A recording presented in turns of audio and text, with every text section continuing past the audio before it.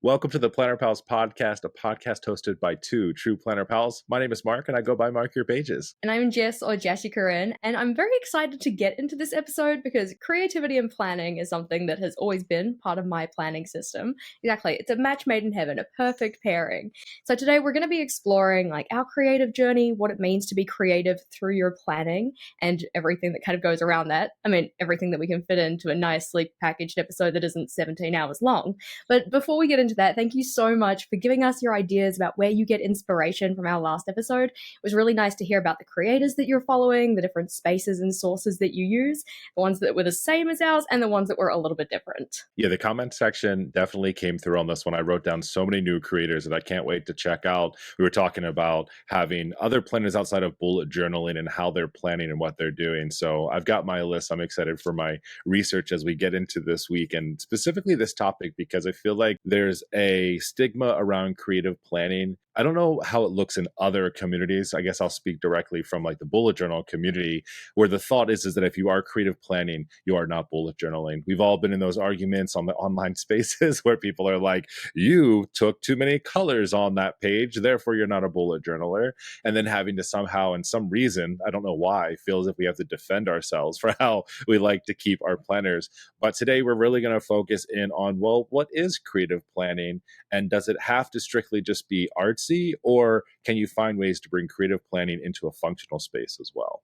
Yeah, I think that that's a very big point about it, right? Because creative planning doesn't necessarily just have to be decorating a page. There are other ways to be creative. Like if the bar for creativity is just decorating your page, then it's like, oh, sorry authors, sorry people who write prose, sorry anybody who likes to sculpt. That's actually not creativity. Creativity is just putting pretty stickers into your notebook. It blows my mind because, especially as someone who has, for the most part, been on the more minimalist side of this creative bullet journaling space, because I have come to just own that I am a creative bullet journaler, but you don't have to be this maximalist creative planner to make that happen, just using different types of stickers or stamps or even using washi tapes, but not kind of going overboard with it, still does make you a creative planner. But it doesn't mean that you can't be functional as well. That's a really big thing that I know for me personally that I've focused on. When I first started my bullet journal, and even now, I always focus on that functionality first. Last episode, I was mentioning that when I haven't followed that path and went kind of too far on the pendulum into creativity, then I realized that I don't actually have enough space for the things I need to do. So for me personally, I think one of the biggest things that I like to play around with is the general layouts of my pages. That to me is the most fun. It's one of the reasons I also think that bullet journaling works so well for me, is there's a lot of creativity and flexibility in where I put things on the page, the grids that I use, and then also thinking about some of the creative elements that I want to put into it. But really the layout is kind of the structure, the groundwork of a bullet journal page, right? You have to have a little bit of structure to it. And I think that you could very much be creative in how you even lay things out on your page before you even put down ink onto your page or anything, just pencil and paper, and you can have a lot of fun. Because creativity so often gets kind of used in substitute of decoration, it means that a lot of us, I feel, are kind of just ruling off any other form of creativity that can be in there.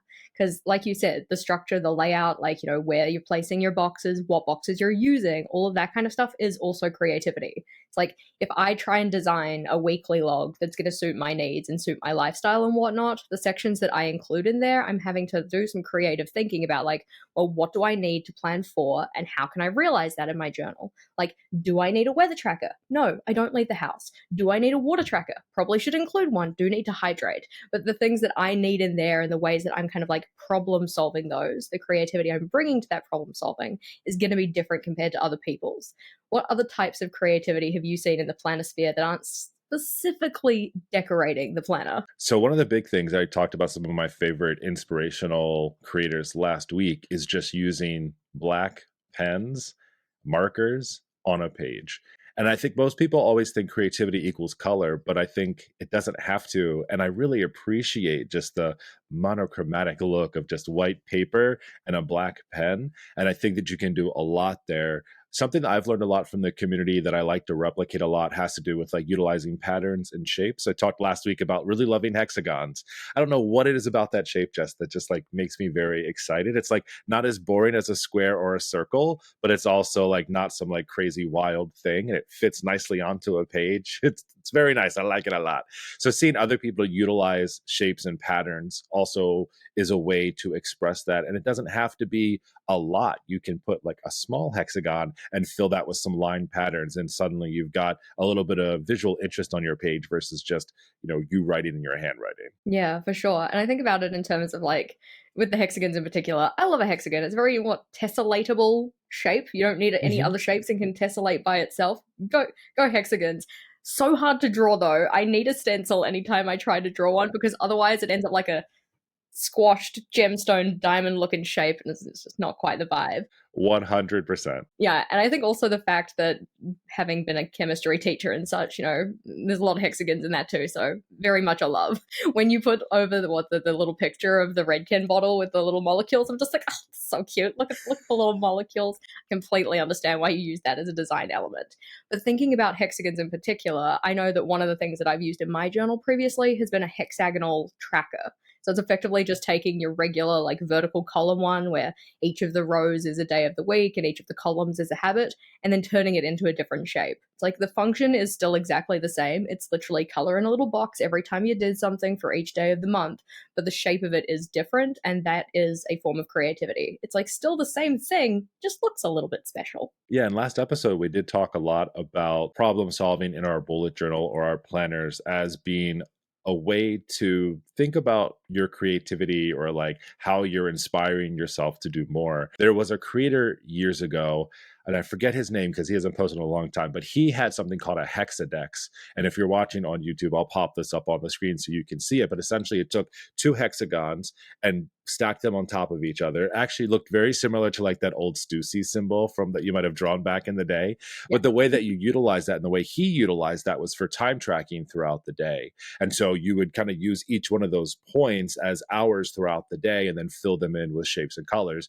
I adopted that. I've kind of morphed it a little bit into something a little bit different for myself, but still very much love to reference the hexadex because from a functionality standpoint, it works really nicely. It does take a hot second to fill up and create because you do have to kind of create those shapes consistently depending how you use it. But I really, really love the way that it looked. And something that I also used to add into that too is just other elements to kind of build off of that. So I would create different patterns in there as I was time blocking. So instead of just doing colors, I would also do shapes or patterns. And he did a similar thing too.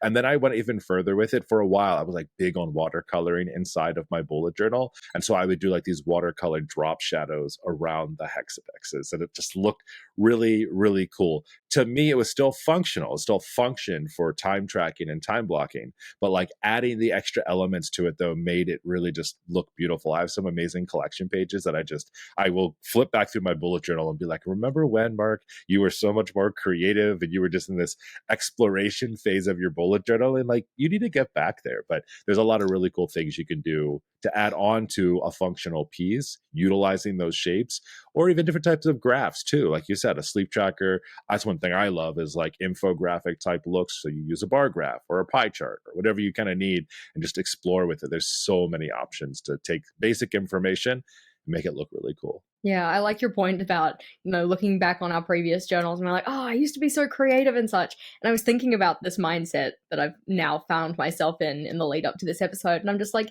Jess, you bloody hypocrite. Like you're out here preaching the good word that creativity doesn't have to be decorative. And then you're looking back at your old journals being like, oh, I used to be so decorative. I used to doodle in my journal. I used to not use stickers. And now I'm a cheap sellout and all I do is use tapes and stickers and all of this. And I'm just like, I'm sorry.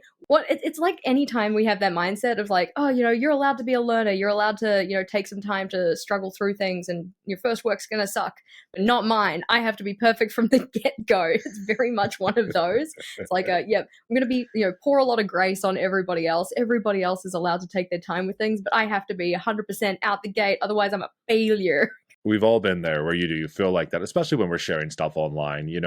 A lot of people don't like to share work in progress. They don't like to share mistakes or anything like that because you do feel like you have to be that inspiration for other people, right? You want to show them the finished product so that they can be inspired by that finished product to do that. But we talked about this last episode, and it really got me thinking a lot about how people like to digest information and inspiration. And you talked about, for you personally, especially getting your inspiration from YouTube, liking to watch that progress of things. And I've taken it for myself too, even to start to share more of that. I feel like I've always done it to a certain extent, but like finding the right way to do that, because I think the exploration of a lot of this is the fun part. And if you are a perfectionist, like you're saying for yourself, even that you might not feel as if you have the space to be able to explore with that because you want it to be right up front. So I'm like, let me take the bullet for the team. I'll go ahead and get messy and crazy with it and show you what did or didn't work and fail with it so that you can be successful. This idea of like creativity does take time though, and I think that that's possibly something that maybe holds people back from exploring more of their creativity through their planning. Because if you've got a life to live, which all of us do, and it's busy as heck, which all of us can probably relate to that as well, like having to take the time out of your planning process to just quote be creative, I can understand why that would be something that people just don't want to, or I'm not going to say aren't willing to spend the time on, because that's more negative than I really mean. But because it does take time to be creative, whether that is actually like the kind of decorative style of things or just the more kind of generalistic style of like which parts of the layouts are we going to incorporate, how are we going to incorporate them, are we going to use mini calendars or are we going to use a vertical tracker or a hexagonal tracker, all of that kind of stuff, it can lead to a point of like not necessarily becoming kind of like routinized with your planner setups and all of this kind of thing, but that can be a very nice point to kind of like just cut down on the amount of time, effort, and energy spent doing your planning. So maybe previously we were more creative because we were still kind of exploring that kind of stuff. We were more willing to, spend the time on those things. And now as we've kind of found our style, it's like that creativity aspect, or at least that type of creativity, has taken a back seat so that we can just get on and get stuff done. Yeah, I definitely come across that as I'm thinking week to week, where I'm like, okay, do I want to take out all the gear to do all of that? Because like my form of creativity is stamps and it's stickers and it's paint and it's like, bringing all these other elements in, and none of it's easy, even with fountain pens and ink and stuff like that. It's like, all right, take out the ink, then you have to fill up the converter, you have to clean out the other one. I'm just like, do I want to do that, or do I just want to just use the pen that I used last week? Or do I just want to use, one fine liner to just make this page and then be done with it? I think through that a lot. And I feel like it has a lot to do with the time that you have, but also the time that you want to take. And the question I was going to ask you, Jess, about this is like, do you think that creativity gets in the way of productivity, though, when you're doing maybe too much? Or like, where do you think that line is of it affecting the actual productivity of the methods that you're using? Yeah, that's a great question. I think that it definitely can, because they're not like, it's not like you can have one and not the other, right? That's not the business. I do not believe in that. And I know that you share that mindset, so it's all good. But I think that sometimes if we're kind of like trying to create our planners, or set up our planners and journals and such in such a way that we're like trying to fit some kind of like ideal in our mind of what it should, quote quote, should look like, it means that that kind of like striving to make it look a certain way can get in the way of the overall purpose for your journal or planner or whatnot. So if we think about it in terms of like my everyday journal, right? My everyday journal is the one that gets all of my task lists, it gets my monthly log, it gets my habit trackers for the month, all of that kind of stuff. It is a space for me to get things done, which means that in terms of doing creativity in there, in terms of like decorative stuff, if I spend too much time in that, am I then taking away from the time that I could be using to just get things done? That's Mhm. definitely an argument, I suppose, that the people who are like, out there thinking that creativity and productivity can't exist in the same space are using. Like, oh, you spent all of that time stickering that page or painting that picture. You could have gone and washed your windows. I'm not going to wash my windows. Heck to the nah. I want to go do something fun, like put stickers in a book. So it can get in the way, but I don't think it has to. And thus, I don't think that the argument of like, you did a creative layout, thus your journal isn't productive, that is like a deeply flawed argument in my eyes. Oh, absolutely. And I think the other thing that people don't realize, and you just mentioned this, is that we've been doing this for a while. And I feel like this is any time you take on a hobby or any type of craft or anything that you do over a long period of time, you find those tips and those tricks and those hacks to kind of speed up that process. And you also just get better at it over time. There's nothing I dislike more than when someone comments on someone's page to be like, oh, that took you hours to do. That was such a waste of time. And I tell most people most of the times, like most of my spreads for the entire week, the spread that I use for 5, 6 days out of the week took me 25 minutes. So if you go ahead and figure that out, right, it's like one thing if I was spending 2 days working on my bullet journal weekly to then only use it for a handful of days, right? I feel like it's similar a little bit, and I don't want to make anyone mad about this, but the people who do true artwork for like their monthly like setup like page, not even like a useful page, there's a handful of people over time, and none of them are coming to the mind. I can see all of them like in my brain, but like literally bodies of art inside of a notebook, the most intricate line drawings and like colors and all of this stuff, and I see that and I'm just like, this needs to be, it's like a coffee table book like you said like last week about the shares. It's just like you just want to take every month and put that in a book. But then I just come back to think about, but what is it doing for them really? There's actually a creator with Love Miss J. She's one of the creators I was thinking about. Her monthly pages are beautiful. But I know a lot of times she'll even post about it and say, sorry that I'm late on getting this out in the beginning of the month. I'm still working on this, which makes me feel like she's working for days, weeks, maybe to create that page. And its purpose is not functionality, really, right? It's really a divider in her notebook. I'm sure she feels good about it. Like, I hope she doesn't feel stressed about it at all. But that is one of those things, though, where I could easily see someone say, like, why did you spend that much time for like one page in your journal? Yeah, I think that one of the things that I find around this space is people have this tendency to be like, "Oh, you wasted time on that." I'm like, "I'm sorry. What gives you the right to dictate how I spend my time?" So I like to think of it more in terms of like I spent time on that. It's like I made a kind of like specific choice to put my time, effort, energy into that project. And I also think about it in terms of these creators who are doing these very beautiful, elaborate things and such. One, maybe the purpose of it isn't actually like productivity in the sense of what I consider productivity or like what I and maybe society deems productive. But, if we think about it, that idea of like you can't pour from an empty cup and all this, and self-care is important and all of that. I'm saying it with a tone. It is actually important, but hear me out here. It's like if we can't pour from an empty cup and if self-care is important and we want to be our most productive selves, maybe the way that they fill their well is doing this thing. So it's like the effort and energy and time they've spent into that is part of the process that they take to do their self-care, to feel more connected to their craft and all of this kind of stuff.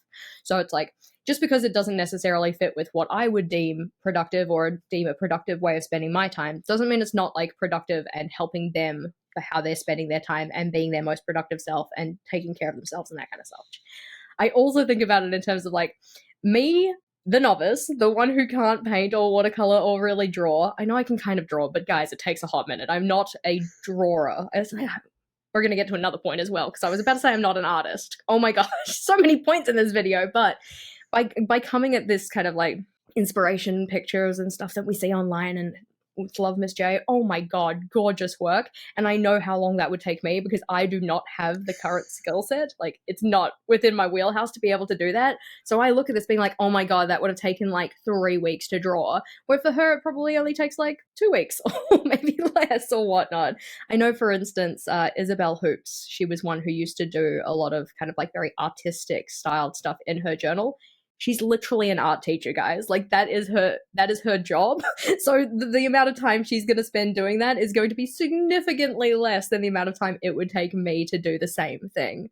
So I think it's kind of hard to see these pictures online and see these very inspiring, very artistic styled layouts and such, and kind of come into this lens of like, oh my god, that would have taken such a long time to do. And it's like, well, yeah, creativity takes time, takes effort, but maybe not as much time and effort for them as it would be for like me. Yeah, and thank you for mentioning Isabel. She was the other one that I was thinking about, and I remember that because she had been in a few of our chat groups too years ago. I think she actually illustrated a book. Like her illustrations, her drawings were so amazing. You hit on a point, Jess, which I think is a really good counter to this, and kind of sometimes the effect that I think a lot of people feel when they see amazing artwork like that. And you just said, "I'm not an artist," and I think that's the same comment we hear when people get into a journal and they think that they have to be a certain way, where they say, but I'm not creative. I wanted to hear kind of your point on that, on like how you feel, because that is something where, me as a creative person, like everyone can be creative. I hear it all the time at work. Like, Mark, you need to write on this board because you have fancy handwriting. I'm not creative like that. You are creative in other ways. It doesn't mean that okay, so you can't letter. That's a practice thing, but I'm sure you're creative in other ways too. Like, what's your perspective on a comment if someone says, well, I would like to do that, but like, I'm not creative? Oh, I can't. I cannot. I cannot even. When people say I'm not creative, I hate how fixed of a mindset that is. We have this like thing in my household at the moment where anytime somebody speaks in like finite terms like that in a negative way, we're like, oh no, that sounds like fixed mindset you got there. I think you should put on your growth mindset. I don't even know why it started, but it's like a thing now. But when people say I'm not creative, it makes my soul hurt because I'm just like, just because your version of creativity is not like my version of creativity does not mean that you're not creative. So, for instance, my bestie, her name's Rachel. What a gem. I mean, of course, she's my bestie, so I'm a little bit biased here. But in terms of decorative planning and such, the style of layouts that I do are not the style of layout she does at all, kind of a thing. And every so often she says like, oh, I do more in my journal like that, but I'm not creative. I'm like, excuse me, fine lady, what are you talking about? I have seen the way you put together a theme party and it is literal goals, kind of a thing. It's like your creativity doesn't have to be in your journal and in that way. Mm. Like it doesn't have to be drawing, it doesn't have to be stickers, it doesn't have to be washi tape, it doesn't even have to be planner based, kind of a thing. Your creativity could be writing songs, music, sculpting, painting that's not in a notebook. It could be like planning parties and events and all of this kind of thing. So I think that oftentimes, because we're thinking about creativity in the planning space, we kind of almost put like blinders on Mm. to what creativity can and should and is being or whatnot. That was all bad English, but hopefully you get the point. Like, I think that it just hurts my soul when people say they're not creative because I'm like, no, you probably are because you're a person and people are creative by nature. That's like kind of our thing. So maybe you just haven't found the style that resonates with you or the way that you kind of express your creativity, and it might not be in a planning space. I don't know. What are your thoughts on that one?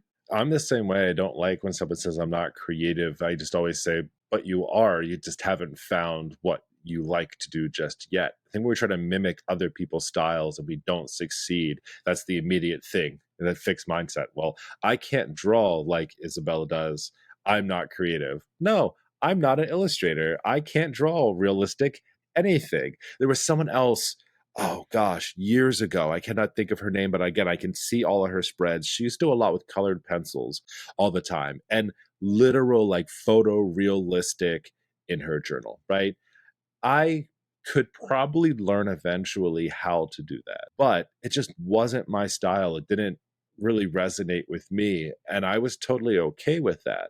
But it's a mindset though. I have a design background, so like I feel like from the very beginning, it's just beat into you as you come up in the design space that like you have to find your style. You have to learn the basics before you can like really explore that. And I think the same thing applies to journaling as well. When someone's like, I would like to do that, but I'm not creative, then don't do that.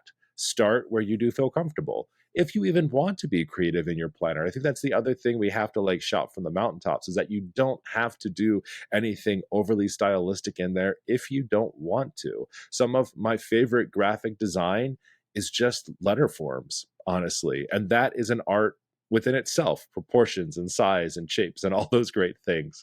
So you just have to kind of explore it. What you don't do well at, you just don't touch anymore. I've stayed far away from doodles or anything like cutesy or anything like that because I just don't have that. I have to follow a tutorial. And I was going to say that is kind of the next point here too, is that if you don't know how to do that, there are a lot of creators that do show you the way to do that. And again, I'm doing so bad with like remembering these accounts, but there was one specifically that I used to follow years ago, and she used to do step by step tutorials on how to draw different things. I learned how to draw so much from her It is ridiculous. I used to save every single post, and then in my journal, I'd be like, "Oh, I want to explore this," and I was like, "Wait, did she do one of those?" And I would go back through and be like, "Oh, she did how to draw an envelope," which seems like a simple thing, right? But I was like, "I do not know how to draw an envelope," and just like redoing that so many times, and that's what I would say. Like, there's a lot of people out there that will show you how to do that and take it step by step. That personally helped me too.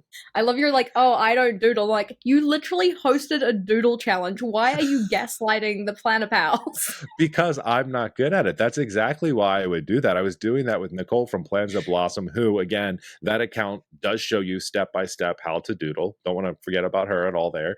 But like, I just was never good at it. So it was a way to challenge myself to do that. And let me just tell you how often I did have to find inspiration from the internet to be able to draw some of those characters, because this brain just doesn't work that way for any type of art. No, I think that that's also a good point. It's just like, we say, oh, I'm not an artist. I can't draw, rah, rah. I'm like, who gives a shit? Just do it badly. Like, you don't actually have to do things to the level that you're seeing online. Like, okay, there are obviously accounts out there who are showing their, like, messy work kind of thing. And I'm talking messy. I'm not talking a work in progress. I'm talking messy, all right?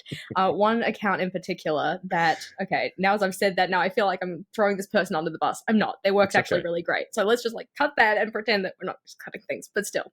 So the account that I'm thinking of, they were called Last Week in Doodles, or maybe that's what their series was called, but it's like they were just doing daily practice of their doodle work, and you can kind of scroll back through their feed. They have had so many weeks of doodles, but it's like comparing their initial work to what they're doing now. Like, it's still kind of like, messy in the sense of like it's not like photorealistic art kind of a thing, but we're allowed to have different styles.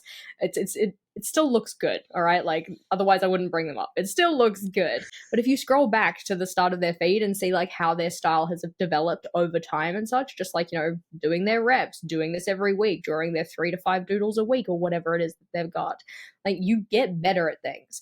That's just the way that things work. I think I liked your point before that you had about when you've been doing this for a while and when you've kind of found your style and you found the layouts that work for you and such, and you kind of put that creative energy in up front, you get faster with things. You also can find that happens in a very short span of time as well. For instance, I recently put together a giveaway journal where I kind of like set up all of the layouts in the journal and gave it away to somebody, like some mystery person effectively. And even just looking at the weekly layouts that I was doing in that journal, because I'd use the same style of weekly for each of the months. So it's like February's weeks, all the same layout. March's weeks, different layout, but all the same ones. And just timing myself for seeing how long it took to set each of those up. The first one took like, 20 minutes. The second one took 18 minutes. And then we got down to like 13 minutes by the last one. It's just like by doing the same style each week, you do get faster with these kind of things. And the same idea for these doodles that this guy's doing. He's probably getting faster and he's getting better at them. So you're allowed to be a learner. You're allowed to take time to get into it. You can just start and just do it badly because you'll learn along the way. One of the best things that I used to do, I used to make it more public. I haven't done it in a while, is that after every week, I would kind of look over my spread and talk about what I liked and what I didn't like about it, what worked and didn't work. It was a really great way to self-edit. If I look way back into the beginnings of my bullet journaling, I had a lot of spreads that had a lot of things going on. It'd be like weekly overviews, and there would be all the trackers and all the things. And then I would get to the end of the week and I'd be like, I didn't really use that tracker. I'll try it one more time and see. And after like 2 weeks of not using it, be like, it's a waste of space. Like, put something else there.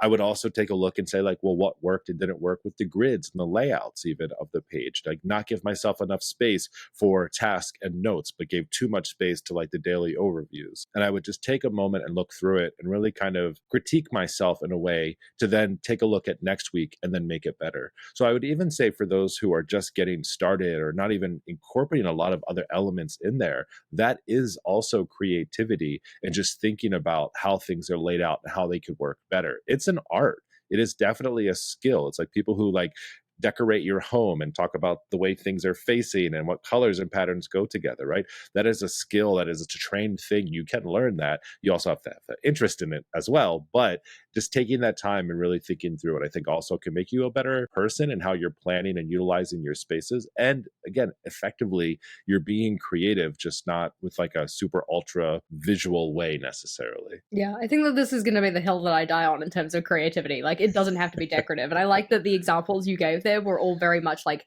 functional things, but you're bringing your kind of like creative license to it. You're bringing your creative skill set to it by thinking about like, how can I tweak it? How can I change it? How can I make this work better for me?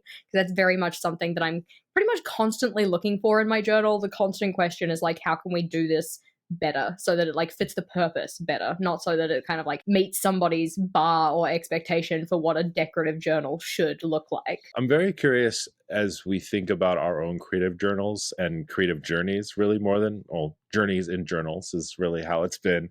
How has yours changed if you look back from like your very first one, your very first pages, like bullet journal number one, to where you are now? Well, you have several bullet journals in a year now, very different, I'm sure, maybe than when you started. But how have you evolved or how have you changed from the very beginning to now? One of the things that really stands out is where certain people or certain creators or accounts had been inspiring my journal. So you look back on the first one, it's like, oh look, it's Boho Berry from New Zealand, kind of a thing. Like she was the top dog in the community, and thus we were all copying her. But that's all good. It's like, copying is how we figure out what does and doesn't work for us, provided you apply that kind of critical lens to it. So that was kind of where I started with things using. It's also interesting to think about like the supplies I was using, because I was like, using colored pencils in there because that's literally all I had. And then a week later, I decided that I was going to stick with bullet journaling for a good while, so I bought Tombos. So they arrived like 2 weeks later, and then it's like, oh, got my first Tombos, using those in the journal. Oh look, can't blend colors because it bleeds through on the LT 1917. So it's also interesting, I guess, to see how my creative style changed or developed with the materials I was using, not just like the pens and anything like that, but also the journal itself. It's like, cool, can't do a lot in this one in terms of laying down a bunch of inks because it'll bleed through and that'll give me the heebie jeebies. But then when we get into the thicker paper notebooks and seeing how that kind of like opened up the doors, I suppose, in terms of what I felt I could do in my journal. And it's the kind of thing, you can do beautiful work in thin paper notebooks. I know there are people out there doing it. I'm pretty sure her name's Dutch Dots. She does really gorgeous watercolor work in an LT 1917, because obviously the wrinkled paper and any kind of bleed through or whatnot that she's experiencing doesn't bother her. It bothers me. Like going to those thicker paper notebooks and getting kind of more into like doodling in a more kind of like traditionally arty sense, quote quotes everywhere, mad quotation marks, traditionally arty. And then eventually it just got to a point where I couldn't be bothered anymore. Like the idea of having to doodle in my journal was the most unappealing thing I could think of. Not necessarily, like I still do an occasional doodle in there or whatnot, but nowadays my creative style in there in terms of decoration is much more akin to tapes, stickers, starting to get more into collaging. It's not a comfort space for me, but even like we said before, even just in a very small span of time, going from my kind of like first reading journal collage to where I'm sitting now, which is only like 8 collage pieces or whatnot, definite improvement. I'm feeling very good about it. What about you? How's yours kind of adapted?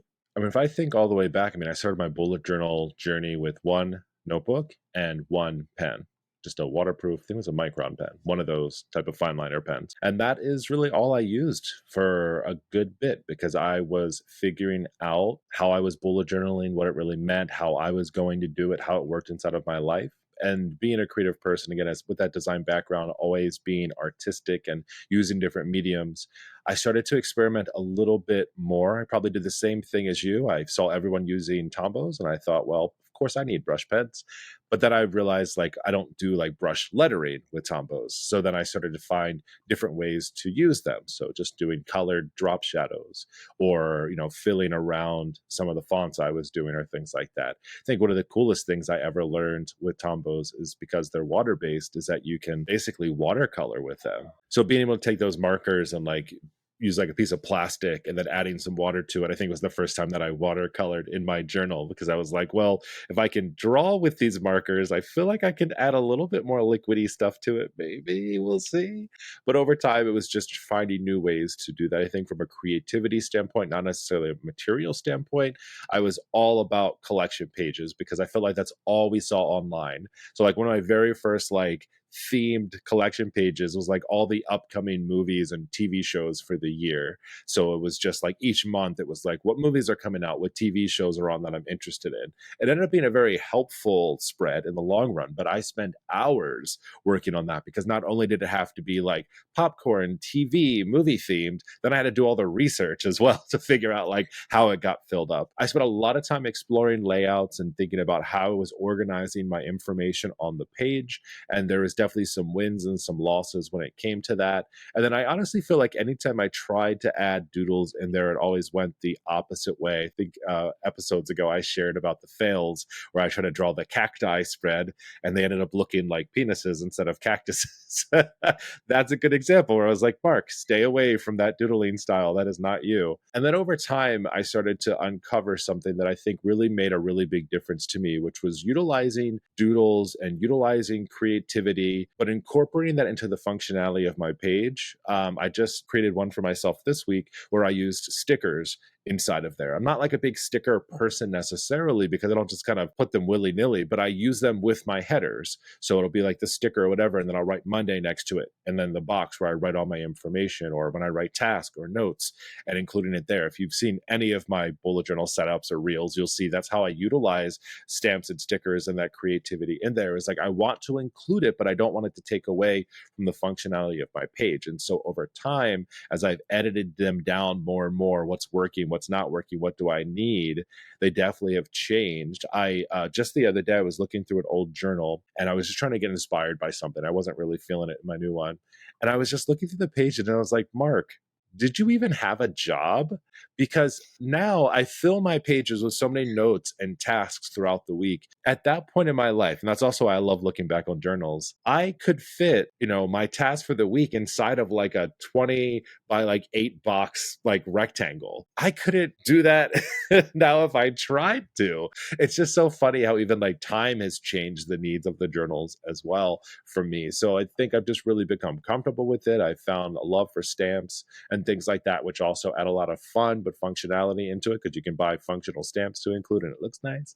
So I think really just kind of refining my style over time. But honestly, sometimes I look back at that one pen and think, wow, Mark, you did a lot with one pen. So anyone can do a lot with one pen. Well, yeah, I liked your point about, creativity doesn't have to involve color. It can just be black and white and such. And you look at some of the work that people do in just black and white, and it is wow, just wow. It's absolutely amazing. And I know, I know it must take them a hot minute. It would certainly take me a hot minute. Like being able to even just like the really graphic kind of graphic, not in the sense of gore, right? Graphic in terms of like circles and lines and stuff, just, keeping it on that point. But like the precision that comes with those styles of minimalistic designs, I'm just like, as soon as you smear a line, oh my gosh, like, the ink catches under the ruler, ruined type of a thing. But I liked your point also about the creativity again. We're going to keep coming back to it because it's important, all right? We don't want to define creativity just as decorating. The creativity that comes in presenting information in different ways, because that's something that's always been of interest to me. That's always something that I'm kind of on the lookout for in my journals. Like, how can I either rotate a table or take something that was tabulated and turn it into more of a Kanban board style or something like that. Like, whatever way is going to fit better with my brain. I'm just going to like go through all of your points now, it seems. This is what I'm doing. I liked your point about like, how did I fit all of this information for the week into this tiny box? I have exactly the same thing because I look through my old journals. I'm just like, how did I manage to fit 1 week on one spread? Like, was nothing going on? Was I just sitting there twiddling my thumbs? Nowadays, I use at least a spread and a half, if not 2 full spreads for my daily logging for each week. It's mind blowing. I think one of the biggest things I learned too is thinking back to one of the early guys that I followed, Pacific Notation. His name is Dan. He used to do a lot of great work with just black and white lettering. I used to think that he just used like he could figure out letters and numbers on his own. And then one day I realized he was using black numbered stickers in his journal, and it completely blew me away and was like, smoke was gone. I saw through the behind scenes of the magic trick, and I was like, holy crap, all this time I'm like looking up to you as this amazing precision hand letterer, and you're using stickers. And then I went out and I bought those damn stickers and I felt just as amazing. I think that one of the biggest things for me too is realizing that you don't have to just use your own hands to create things. You talked about stencils earlier. Give me a letter stencil any day of the week, because those help you figure it out. You draw it in pencil, and then you draw over top of it with a marker, and then it looks like you've got perfectly done letters and numbers and everything else, right? Like, get me a stencil, and I've been using a lot of like distress oxide ink, right? And like using those stencils in my journal, like that's a great way to make things look amazing and creative without having to hand paint and do anything like that. Like, it's all about finding different ways, I think, also to explore and do that, and like demystifying what you're seeing online. Yes, there are some pieces that we talked about where it's true skill and artistry, and other people just find like a really good hack to figure that out. Like lettering stickers, I didn't even know those existed for a journal, and they look so cool. And then I was like, yep. Or just the way he was using washi tape even to create his straight lines. Like, for a long time, I thought he was just hand drawing those, or even with like a ruler. I'm like, son of a bitch is using black washi tape, and his stuff looks cool. Just check out Pacific Notation if you don't already follow him. I don't think he posts anymore. I haven't seen him post in years, honestly. But take a scroll back, you'll see exactly what I mean, and you'll know that most of the stuff is a sticker. I love that, like, when you have those moments, though. It's like when I found out that one of the creators that I watch on YouTube only wears glasses so they look smarter. Like, they used to wear it because they needed it, but then they got laser eye surgery, and now they just wear it because it's like, now I feel more credible kind of thing. And I'm like, that's totally fair, because I don't know why subconsciously I treat you as more credible because you're wearing glasses. But it's that kind of thing, right? Like, just because you're using tools that make things faster, or, you know, mean that you don't have to do everything by hand, doesn't mean you're like cheating, right?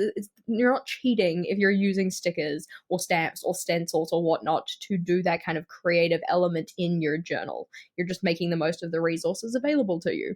I totally understand the feeling, though, because sometimes, you know, see something online, it's like, you know, this little thumbnail on YouTube, I'm like, oh wow, that's beautiful, I want to go see how they created that. They slap a sticker down on the page, I'm like, ah, oh, betrayal. But I'm like, but now I could also do the same thing and it wouldn't take me very much effort. The world of big fat stickers has really opened my mind. Archer and Olive, I think, did this with a lot of theirs for like some of their past sticker packs that they had, or even the ones you get inside of the subscription boxes. I'm always like, gosh, this is like this monster sticker that's like half the page. Like, what would I even use that for? And I was like, Mark, it's a monthly page. You slap that in the center of your page and you write March underneath of it, and there you go. You don't write much. You don't write much. You stencil much, or you type it out on a computer and you print it out and cut it out and stick it in. Exactly. However you want to go about it, but it's exactly it. Like finding ways to kind of get over that and still be creative. It doesn't matter at the end of the day. I know I sound very like accusatory, like Dan used a sticker or a stencil, but he just figured it out before I did, and he did a really great job at it. It's not hate, it's love. But it's just, you know, there's nothing wrong with that. And that could lead us on a whole other conversation, I feel like, Jess, around like computer generated and AI and like how we're utilizing that for things too. But we are not touching that with a 200,000-foot pole today. We're strictly sticking to creativity in your bullet journal. No, I think that we've touched on some pretty good points, though. I mean, you know, creativity and productivity, not opposites. You can have both. You can also have only one, and I guess technically you could have neither. Didn't really touch on that, but I suppose that's the thing. If you have neither, do you just have nothing? I feel like that's probably what you would have. I mean, it's hard to say because someone would say like you're ultra minimalist, and you're like, I literally just write the day of the week in my task and notes. Like I don't do anything else. But then I'm like, what pen are you using? What inks are you using? You're creative in how you're expressing it. I mean, I can make anything creative. Yeah. Well, that's the thing. It's like, you know, your hand lettering is your own personal style of font, isn't it? But I enjoyed this topic, and I'd really be eager to hear what you have to say, Planner Pals. So in terms of creativity in your planning system, in your journal or whatnot, what does creativity in that space look like and mean for you? Is it kind of like strictly in the decorative kind of space, or are you thinking more creativity as also being the kind of structures and layout elements that you're using? Let us know either in the comments, or you can email us at plannerpalspodcast@gmail.com, or over on Instagram at Planner Pals Podcast. It is going to be great in the comments. I love reading through the comments on YouTube videos. I know that's a very weird thing to hear people say, but it is a story. It is sharing. It is inspiration. I learned so much from the Planner Pals that are sharing with us as well. Next episode, Jess, I know that people are going to love this topic because I feel like anytime we talk about things like leaning towards the negative space, people are like, give me it all. We are going to talk about our planner icks. What are those things that give you the just heebie-jeebies and just make you want to throw whatever you have in your hands away? specifically when it comes to planners, bullet journals, and all the icky things that are involved with it. That is definitely a topic I'm looking forward to because I just love to complain, obviously. I'm looking forward to hearing what yours are and also what the Planner Pals have for theirs. But today, Planner Pals, thank you for watching.